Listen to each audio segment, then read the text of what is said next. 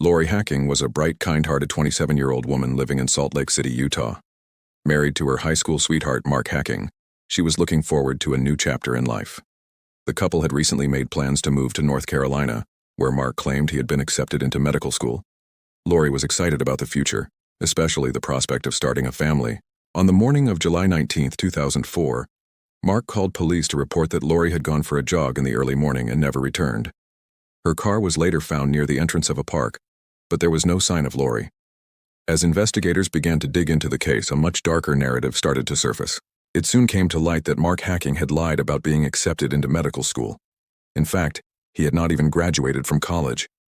He had created a web of deception so elaborate that Lori had believed every detail.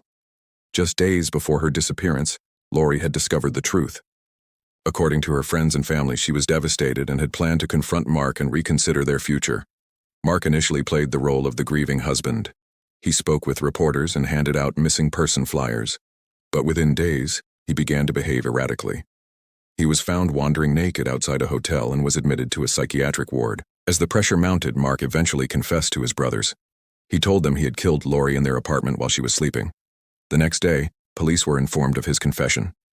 Mark later told investigators that he had shot Lori with a .22 caliber rifle and disposed of her body in a trash bin, which had already been picked up and taken to the city landfill. For weeks, volunteers and investigators combed through the Salt Lake County landfill, digging through tons of garbage in search of Lori's remains.